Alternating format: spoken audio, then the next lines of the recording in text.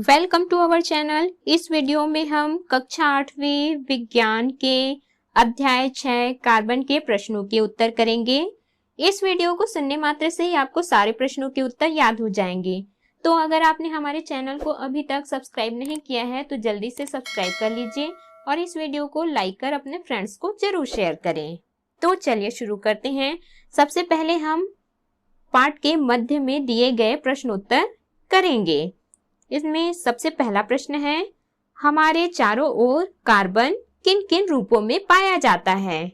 इसका उत्तर है, हमारे चारों ओर कार्बन हीरा, ग्रेफाइट, कोयला, काजल, लकड़ी का चारकोल आदि के रूपों में पाया जाता है। अगला प्रश्न है प्रश्न दूसरा, अपररूपता क्या है? इसका उत्तर है, एक ही तत्व के ऐसे अलग अलग रूपों को जिनके भौतिक गुण भिन्न भिन्न होते हैं किंतु रासायनिक गुण समान होते हैं अपर रूप कहते हैं। इस प्रकार किसी तत्व की एक ही अवस्था का भिन्न भिन्न रूपों में पाया जाना अपरूपता कहलाता है। प्रश्न तीसरा है, हीरे के कोई दो उपयोग लिखिए। इसका उत्तर है, हीरे के उपयोग निम्न है। पहला, हीरा चमक के कारण बहुमूल्य रत्न है, इसका उपयोग आभूषणों में होता है। दूसरा है, इसका उपयोग कांच काटने एवं पत्थरों में छेद करने वाले औजारों में किया जाता है।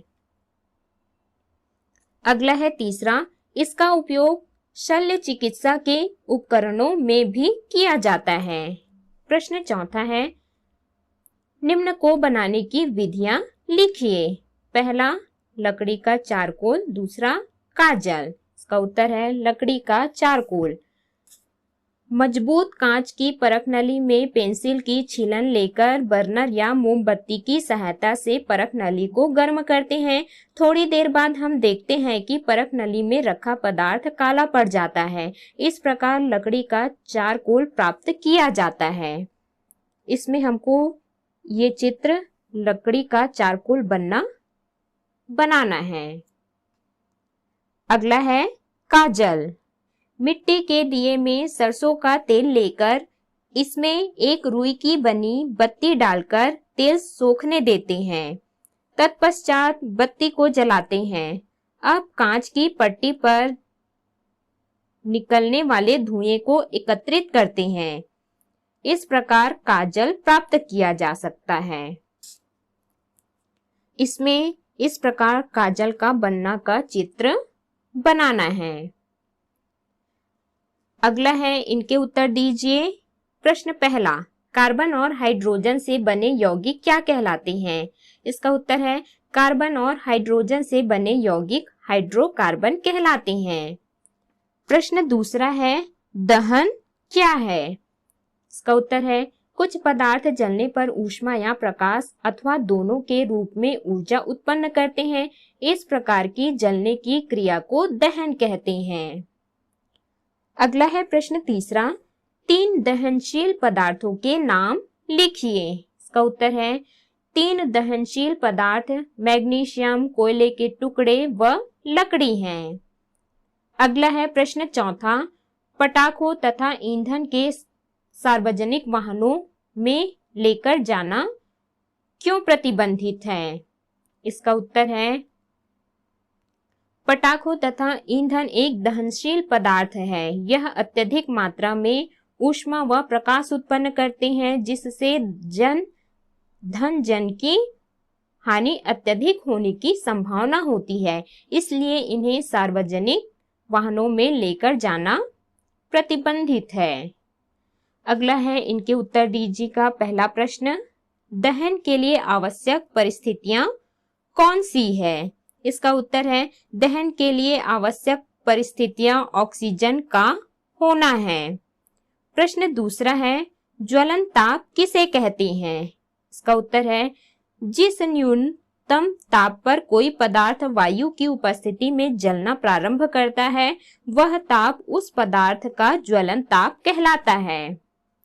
अगला है प्रश्न तीसरा, ज्वाला किस प्रकार के पदार्थों के जलने से मिलती है? इसका उत्तर है ज्वाला केवल उन्हीं पदार्थों के जलने से मिलती है जो ठोस तथा द्रव पदार्थ गर्म करने पर वाष्पित हो जाते हैं, अर्थात वे सभी गैसीय दहनशील पदार्थ ज्वाला उत्पन्न करते हैं।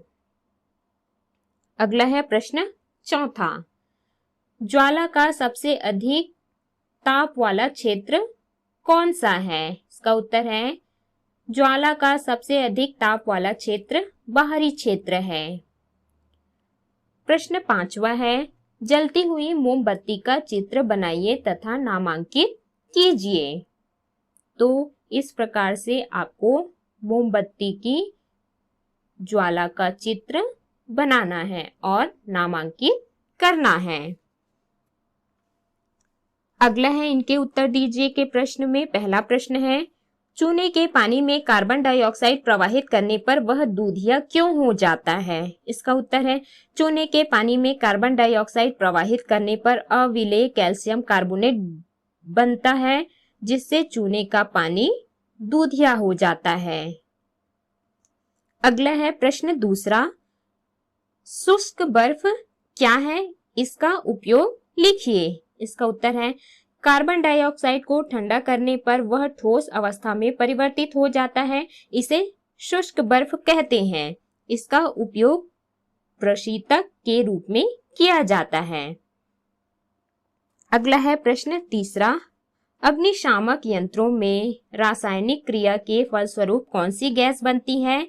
आग बुझाने में इस गैस का उपयोग क्यों किया जाता है? इसका उत्तर है अग्निशामक यंत्रों में रासायनिक अभिक्रिया के फलस्वरूप कार्बन डाइऑक्साइड गैस बनती है। आग बुझाने में इस गैस का उपयोग इसलिए किया जाता है क्योंकि यह गैस जलने में सहायक नहीं है। अगला है अभ्यास के प्रश्न। प्रश्न पहला है सही विकल्प चुनकर लिखिए। इसमें पहला है ग्रेफाइट का उपयोग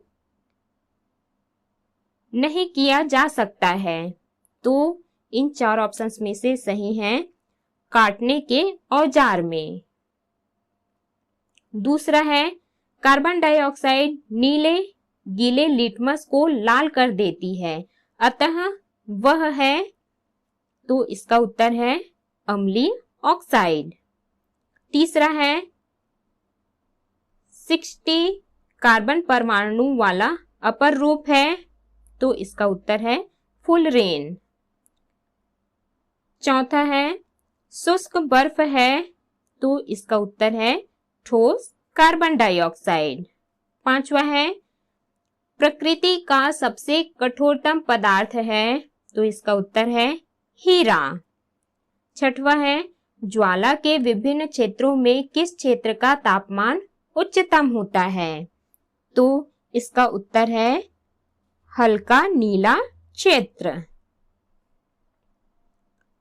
प्रश्न सातवां है अपर रूपता गुण है, तो इसका उत्तर है तत्व का। अगला है प्रश्न दूसरा रिक्त स्थानों की पूर्ति कीजिए। इसमें पहला है यहां खाली स्थान में आ जाएगा गैसीय दहनशील पदार्थ के दहन से ज्वाला उत्पन्न होती है। दूसरा है कोमल होने के कारण, यहाँ पे खाली स्थान में आएगा ग्रेफाइट। ग्रेफाइट का प्रयोग पेंसिल में किया जाता है। तीसरा है यहाँ आ जाएगा हीरा। हीरा कार्बन का कठोरतम अपर रूप है। चौथा है कार्बन डाइऑक्साइड, यहाँ खाली स्थान में आ जाएगा रंगहीन गंधहीन गैस है। अगला है प्रश्न तीसरा निम्नलिखित कथन सही है अथवा गलत पहचान कर गलत कथन को सही कीजिए।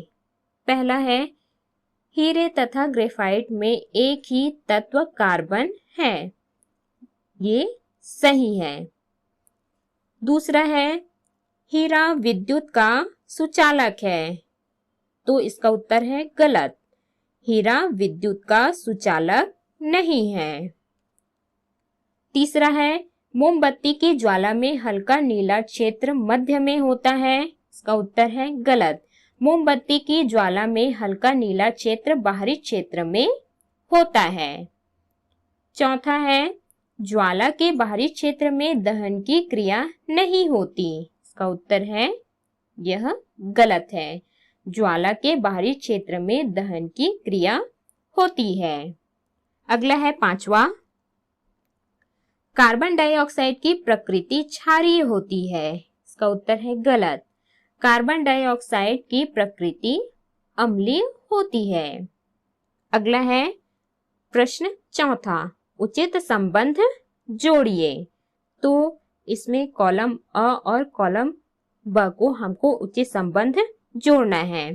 तो इसमें सबसे पहला है काजल तथा चारकोल। इसका सही उत्तर है कार्बन के अपर रूप।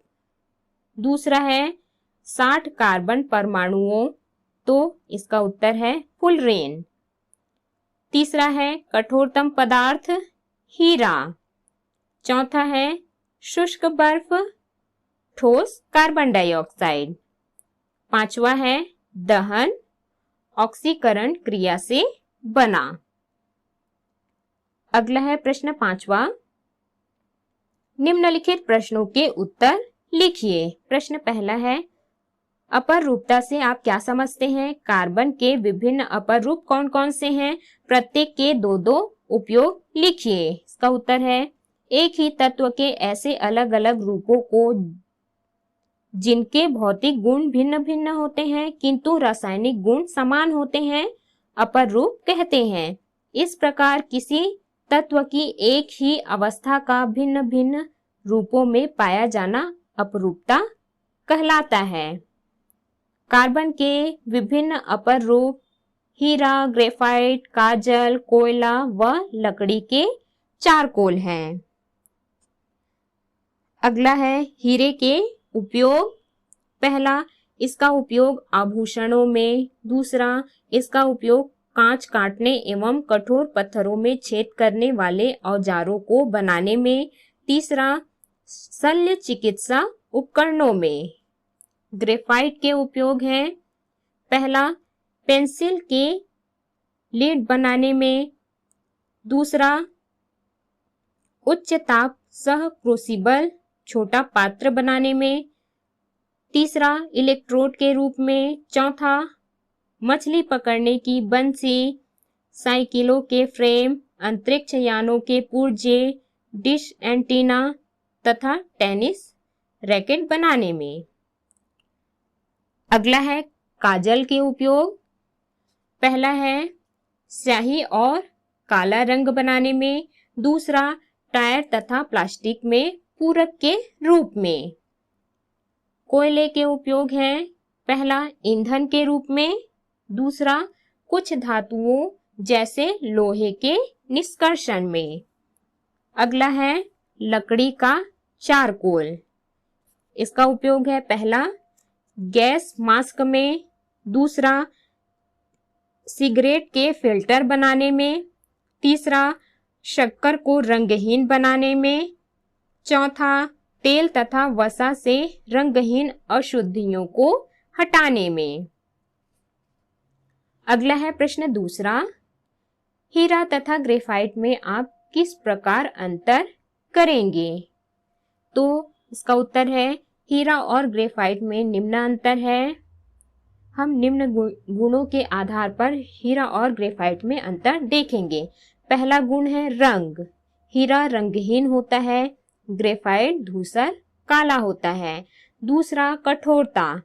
हीरा अत्यंत कठोर है जबकि ग्रेफाइट नरम होता है। तीसरा है विद्युत चालकता। हीरा कुचालक है, ग्रेफाइट सुचालक। चौथा, ऊष्मीय चालकता। हीरा अति उच्च चालक है, ग्रेफाइट साधारण। पांचवा है प्राप्ति। हीरा की प्राप्ति विरल है और ग्रेफाइट सामान्य। छठवा है प्रत्येक में कार्बन परमाणु की संख्या हीरे में 4 होती है और ग्रेफाइट में 3। सातवां है घनत्व। हीरा 3500 किलोग्राम प्रति घन मीटर, जबकि ग्रेफाइट 2200 किलोग्राम प्रति घन मीटर। अगला है प्रश्न तीसरा, फुलरीन क्या है, इसके प्रमुख उपयोग लिखिए। इसका उत्तर है ग्रेफाइट को अत्यधिक उच्च ताप पर गर्म करके कार्बन का नया अपर रूप बनाया है जिसे फुलरीन कहते हैं। इसका अणु गोलीय होता है जिसमें 60 कार्बन परमाणु एक दूसरे से जुड़े होते हैं। इसके प्रमुख उपयोग निम्न है। पहला, अतिचालक, अर्धचालक, स्नेहक, उत्प्रेरक, विद्युत तार के निर्माण में। दूसरा, एड्स की रोकथाम में। प्रश्न चौथा है, कार्बन डाइऑक्साइड बनाने की विधि का सचित्र वर्णन कीजिए। इसका उत्तर है विधि, प्रयोगशाला में कार्बन डाइऑक्साइड बनाने के लिए एक पेंदी वाला फ्लास्क लेते हैं, इसमें संगमरमर के टुकड़े डालते हैं और इसमें 2 मुंह वाला कार्क लगा देते हैं। एक मुंह में समकोण पर मुड़ी निकास नली और दूसरे में थिसिल कीप लगा देते हैं। निकास नली का दूसरा सिरा गैस जार में लगा देते हैं। अब थिसिल कीप की सहायता से तनु हाइड्रोक्लोरिक अम्ल डालते हैं। थिसिल कीप का निचला सिरा अम्ल में डूबा रहना चाहिए। संगमरमर तथा हाइड्रोक्लोरिक अम्ल की अभिक्रिया द्वारा कार्बन डाइऑक्साइड गैस प्राप्त होता है। इस प्रकार से आपको कार्बन डाइऑक्साइड बनाने की विधि का चित्र बनाना है। अभिक्रिया का समीकरण है CaCO3 कैल्शियम कार्बोनेट संगमरमर प्लस 2HCl हाइड्रोक्लोरिक अम्ल। इनकी क्रिया करने पर बनेगा CaCl2 calcium chloride plus H2O पानी प्लस CO2 कार्बन डाइऑक्साइड। अगला है प्रश्न पांचवा, शुष्क बर्फ क्या है, इसका प्रमुख उपयोग लिखिए। इसका उत्तर है कार्बन डाइऑक्साइड को ठंडा करने पर वह ठोस अवस्था में परिवर्तित हो जाती है, इसे शुष्क बर्फ कहते हैं। इसका उपयोग प्रशीतक के रूप में किया जाता है। अगला है प्रश्न छठवां, मोमबत्ती की ज्वाला के प्रमुख भाग कौन कौन से हैं, सचित्र समझाइए। इसका उत्तर है मोमबत्ती की ज्वाला के प्रमुख 3 भाग होते हैं। पहला, सबसे भीतरी भाग गहरा होता है, वह ज्वाला का सबसे ठंडा भाग होता है। इस क्षेत्र में दहन की क्रिया नहीं होती क्योंकि इसमें दहन के लिए ऑक्सीजन प्राप्त नहीं होती। दूसरा है मध्य भाग, यह भाग चमकीला एवं दीप्त क्षेत्र होता है। इस क्षेत्र में ईंधन आंशिक रूप से जलकर कार्बन कण बनाते हैं जो गर्म होने के कारण चमकते हैं। तो इसमें इस प्रकार से मोमबत्ती की ज्वाला का चित्र भी बनाना है। तीसरा है बाहरी भाग, सबसे बाहरी क्षेत्र हल्के नीले रंग का होता है। इस क्षेत्र में ऑक्सीजन के कारण पूर्ण दहन होता है। यह सबसे गर्म क्षेत्र है, इसका उच्चतम ताप लगभग 1800 अंश सेल्सियस होता है। प्रश्न 7वां है, कारण स्पष्ट कीजिए। क, हीरे का उपयोग आभूषण के रूप में होता है। इसका उत्तर है हीरे को उपयोग के लिए इस प्रकार काटी व तराशी जाती है कि जब कोई प्रकाश की किरण प्रवेश करे तो बाहर निकलने से पूर्व कई बार पूर्ण आंतरिक परावर्तन हो सके। इस प्रकार उसकी सतह चमकीली दिखाई देती है और इसलिए आभूषण बनाने में उपयोग किया जाता है। ख है, हीरे का उपयोग काटने वाले औजार बनाने में होता है। इसका उत्तर है दृढ़ संरचना के कारण हीरा सबसे कठोर पदार्थ है, इसलिए इसका उपयोग काटने वाले औजार बनाने में किया जाता है। अगला है ग, ग्रेफाइट का उपयोग स्नेहक के रूप में किया जाता है। इसका उत्तर है ग्रेफाइट की संरचना षटकोणीय होती है तथा एक दूसरे के ऊपर दुर्बल बंध होने के कारण फिसलती रहती है, जिसके कारण ग्रेफाइट चिकना तथा मुलायम होता है, इसलिए ग्रेफाइट का उपयोग स्नेहक के रूप में किया जाता है। घ है, ग्रेफाइट का उपयोग इलेक्ट्रोड के रूप में होता है। इसका उत्तर है ग्रेफाइट विद्युत एवं ऊष्मा का अच्छा सुचालक है, इसलिए इसका उपयोग इलेक्ट्रोड के रूप में होता है। अंग है, पेट्रोल का उपयोग लालटेन में नहीं किया जाता। इसका उत्तर है पेट्रोल वाष्पशील द्रव है तथा शीघ्रता से आग पकड़ लेता है, इसलिए लालटेन में इसका उपयोग नहीं किया जाता। प्रश्न 8वां है, फातिमा के घर चूल्हे की लौ नीली है जबकि राजेश के घर की पीली। दोनों में से किसके घर खाना जल्दी बनेगा और क्यों? इसका उत्तर है फातिमा के घर के चूल्हे की लौ नीली होने के कारण खाना जल्दी बनेगा, क्योंकि नीली लौ का ऑक्सीजन के कारण पूर्ण दहन होता है। यह लौ का सबसे गर्म क्षेत्र है। इसका उच्चतम ताप लगभग 1800 अंश सेल्सियस होता है। अगला है प्रश्न 9वां, चारकोल ज्वाला के साथ क्यों नहीं जलता? इसका उत्तर है ज्वाला केवल उन्हीं पदार्थों के जलने से मिलती है जो गर्म करने पर वाष्पित हो जाते हैं। चारकोल को गर्म करने पर वाष्पित नहीं होता, इसलिए चारकोल ज्वाला के साथ नहीं जलता। अगला है प्रश्न 10वां, क्या मोमबत्ती की लौ का नीला भाग अंदर हो सकता है? अपने उत्तर के पक्ष में तर्क दीजिए। इसका उत्तर है मोमबत्ती के लौ के भीतरी भाग में दहन की क्रिया के लिए ऑक्सीजन पर्याप्त मात्रा में प्राप्त नहीं होता।